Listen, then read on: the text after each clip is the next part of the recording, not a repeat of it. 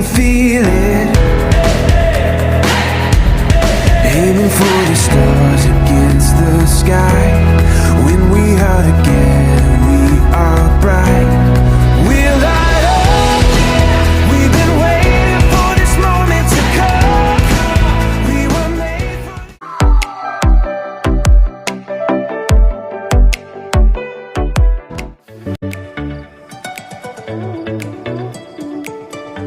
Halo guys, aku Rida Amelia. Hari ini aku ingin melihat jejak nyata dari bangunan dalam surat kabar arsip yang aku temukan.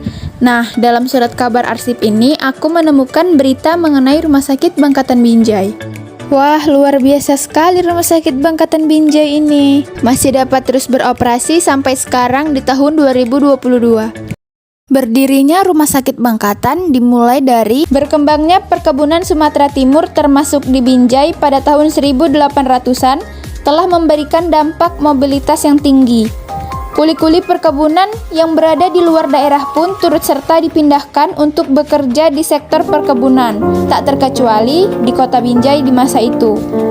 Berkembangnya perkebunan yang membawa dampak positif bagi Belanda membuat para pemerintah Belanda pada saat itu menginginkan perkebunannya tetap bisa berjalan dengan baik tanpa kendala apapun. Harga kuli perkebunan pada saat itu sangatlah mahal, sehingga didirikanlah Rumah Sakit Bangkatan ini pada tahun 1908 untuk menopang perkebunan Belanda yang berkembang saat itu. Dengan memperhatikan kesehatan kuli perkebunan yang ada, maka perkebunan akan tetap berjalan dengan lancar. Pendirian rumah sakit ini merupakan kebijakan yang tepat yang dipilih oleh Belanda pada saat itu. Terbukti dengan temuan-temuan surat kabar terkait aktivitas dari Rumah Sakit Bangkatan ini di tahun 1900-an yang membuktikan bahwa keberadaan Rumah Sakit Bangkatan di masa itu sangat penting untuk menjaga kesehatan para kuli serta menjaga agar perkebunan tetap berjalan tanpa harus mendatangkan kuli perkebunan lagi dengan harga yang mahal. Jika melihat tahun terbit surat-surat kabar yang aku temukan, maka Rumah Sakit Bangkatan ini sudah berusia lebih dari 100 tahun lamanya. Di sini aku melihat tiang-tiangnya masih berdiri dengan kokoh, kacanya juga masih bercorak, tidak seperti di masa sekarang. Lalu dindingnya juga berhiaskan batu-batuan kecil, dan atapnya masih terbuat dari genteng. Serta masih banyak bangunan rumah sakit ini yang masih sama seperti masa lalu. Dan itu menjadi salah satu bukti mengenai Rumah Sakit Bangkatan Binjai. Dalam berita yang aku temukan, dapat diketahui bahwa di Rumah Sakit Bangkatan ini ada masyarakat yang terkena wabah hitam dan ada yang meninggal karena kecelakaan serta masih banyak lagi. Menurut penuturan Bapak Taufan Pratama Nasution, sebagai bagian sumber daya manusia dari Rumah Sakit Bangkatan, pihak rumah sakit memang mempertahankan bangunan-bangunan asli bersejarah ini, tanpa ingin menambah bangunan baru. Penambahan yang dilakukan Rumah Sakit Bangkatan hanyalah berupa penambahan pendopo sebagai tempat menunggu. Jadi, nilai historis dari Rumah Sakit Bangkatan ini masih terjaga sampai saat ini. Rumah Sakit Bangkatan di masa modern ini dikelola oleh PT Perkebunan Nusantara II dan sudah tidak lagi mengobati kuli perkebunan, tetapi sudah melayani masyarakat umum.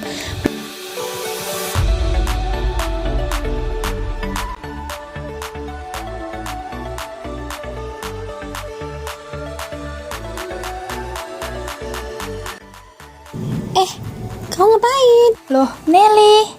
Iya nih, aku lagi ada tugas untuk nyari bangunan asli dari koran-koran yang aku temukan sih.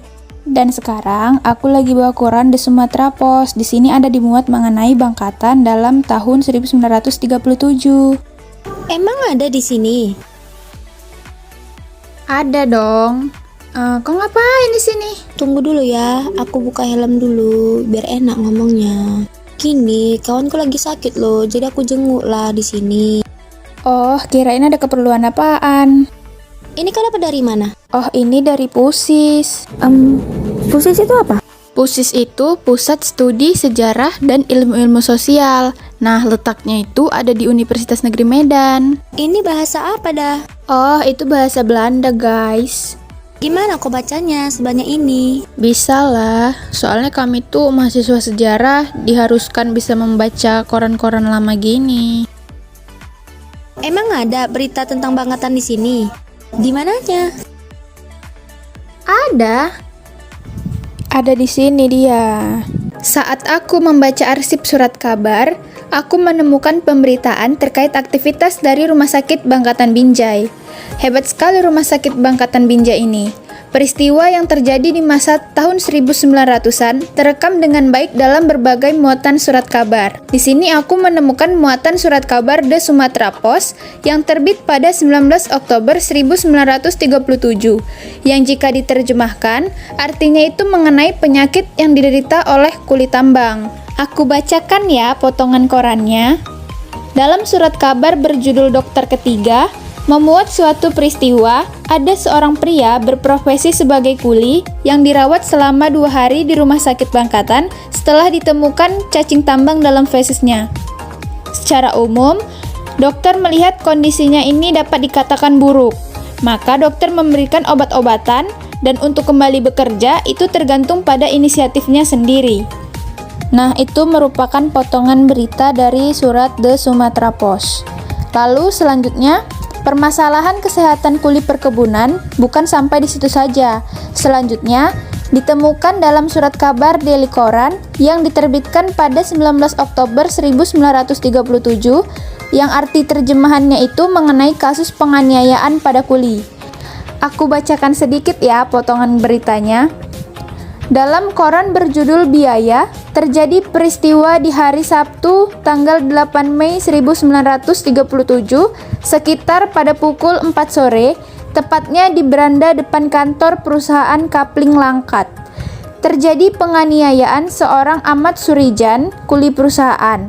Dengan sengaja dilakukan 1 atau lebih pukulan di belakang kepala dengan tangan atau melakukan tendangan ke kiri dengan kekuatan besar dengan tangan kanan. Akibat dari peristiwa itu, Ahmad Surijan menerima cedera. Pada tanggal 9 Mei 1937, dibawa ke Rumah Sakit Berahrang, Padang. Lalu, pada tanggal 25 Mei, dibawa ke Rumah Sakit Bangkatan Binjai dan pasien dicegah untuk melakukan aktivitas profesionalnya. Teman-teman, ternyata di Binjai juga pernah terjangkit wabah loh.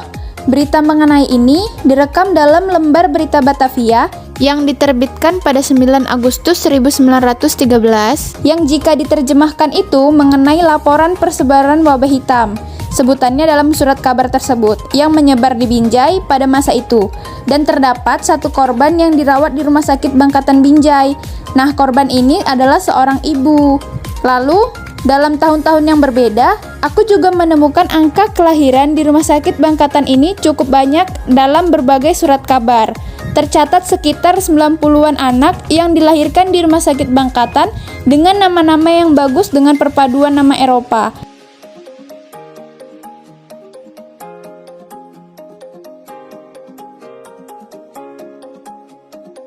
Selain kelahiran, aku juga menemukan berita-berita duka yang juga termuat dalam surat kabar The Sumatra Post. Dalam surat kabar The Sumatra Post, jumlah berita sekitar 7 berita mengenai kabar duka ini. Setelah itu, aku juga banyak menemukan kasus kecelakaan di masa itu, sekitar ada 9 berita. Nah, salah satu beritanya itu dimuat dalam surat kabar Daily Koran dan The Sumatra Post yang diterbitkan pada 29 September 1934 dengan judul Kecelakaan Fatal.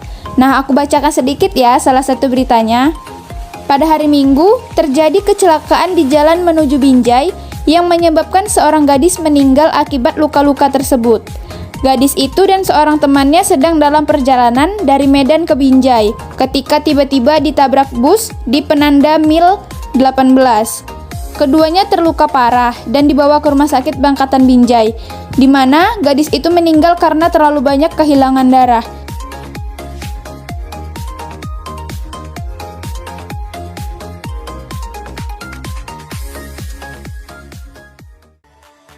Keren ya, anak Unimed bisa mencari data-data puluhan tahun yang lalu. Wah, iya dong. Kami tuh kayak gini udah biasa. Tugas kami itulah nyari-nyari arsip itu. BTW, aku pulang duluan lah ya. Soalnya takut videonya dikumpul, nggak sempet takut nggak ada waktu. Oke, aku juga mau pulang. Fighting Rida.